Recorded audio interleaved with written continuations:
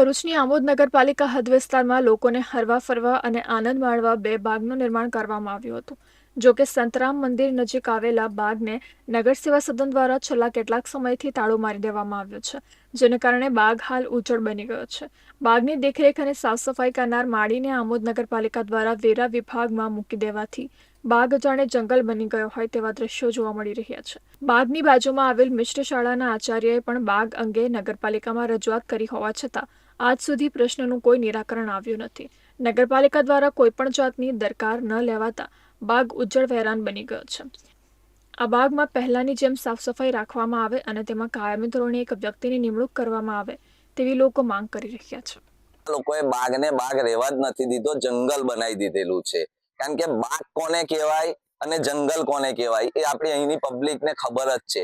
અહીંયા પહેલે બાગ જ હતું, પણ આ સત્તામાં બેઠા પછી અહીંયા જંગલ બની ગયું છે. 1 વર્ષથી અહીંયા માણસ મૂકવામાં આવ્યો છે. હમણાં હાલમાં પણ એ માણસ નથી. પૂછવામાં આવે છે તો એવું કહે છે કે ભાઈ એને વેરા વસૂલાતમાં મૂકી દીધેલો છે.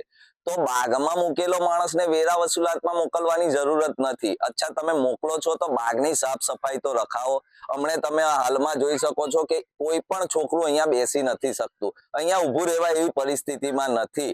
તો હું આ અમારા પ્રમુખ શ્રી ચીફ ઓફિસર સાહેબને એક જ વસ્તુ કહેવા માંગુ છું કે સાહેબ, તમે આ રીતે અણઘડ વહીવટ જે કરે છે આ લોકો કરી રહ્યા છે ને એમના અંદરના ઝઘડામાં આ બાગને જંગલ બનાવી દીધું છે.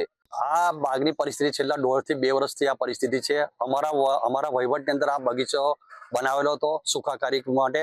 આજુબાજુમાં સ્કૂલો આવેલી છે. 700 થી 800 છોકરાઓ અહીંયા ભણે છે. સંતરામ મંદિર આવેલું છે. જાહેર રસ્તો છે. આ જે બગીચો છે તે 1 નંબર ને 5 નંબરને જોઈન્ટ કરતો બગીચો છે.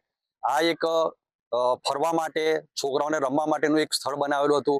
આ નગરપાલિકાની પ્રોપર્ટી છે. નગરપાલિકાએ પોતે મેન્ટેનન્સ કરવાનું હોય, કોઈના કહેવાથી અથવા તો અમારી રજૂઆત કરવાથી ના કરી શકીએ, પરંતુ ના છૂટકે આજે અમારે મીડિયા સમક્ષ આવીને આ પરિસ્થિતિનું નિર્માણ જે થયું છે તે દર્શાવવું પડે છે. બાજુમાં તલાવ છે, નાના છોકરાઓ ભણે છે, નાના છોકરાઓ રમવા માટે કોઈ ઝેરી જાનવર એમને કરડશે તો તેની જવાબદારી કોની?